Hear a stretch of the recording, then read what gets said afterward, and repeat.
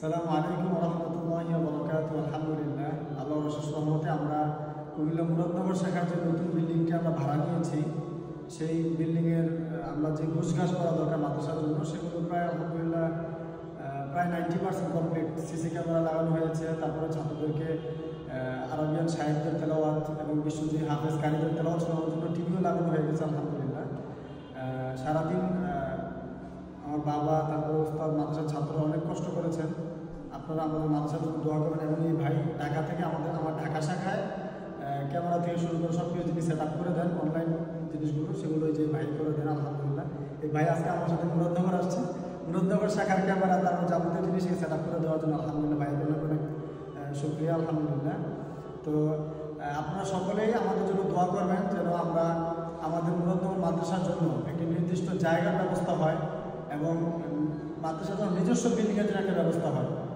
এটার কারণ হচ্ছে, আপনারা ইতিমধ্যে অবগত আছেন যে আমাদের মুরাদনগর মাদ্রাসায় আমাদের আলোকিত কোরআন ইন্টারন্যাশনাল হিফজ মাদ্রাসার মুরাদনগর শাখায় ইতিম ছেলেমেয়েরা আছে, তারপর অসহায় কিছু ছেলে আছে, তারপরে মেধাবী কিছু ছেলে আছে। আবার আপনারা এই বিষয়ে অবগত আছেন যে আমি আমার প্রতিষ্ঠানগুলোতে ঢাকা শাখায় এবং কুমিল্লা মুরাদনগর শাখায় ইতিম এবং অসহায় ছেলে যারা মেধাবী, তাদেরকে আমরা আমাদের মাদ্রাসার পক্ষ থেকে তাদের আর্থিকটা ব্যয় করে থাকি আলহামদুলিল্লাহ।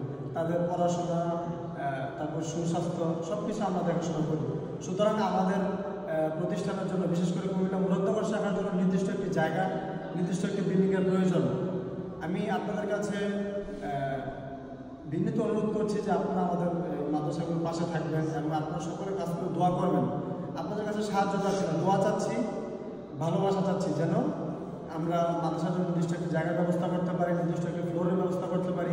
তাতে হবে হচ্ছে আমরা আরও বেশি বেশি মেধাবী ছাত্রদেরকে আমরা আমাদের প্রতিষ্ঠানে জায়গা করে দিতে পারবো।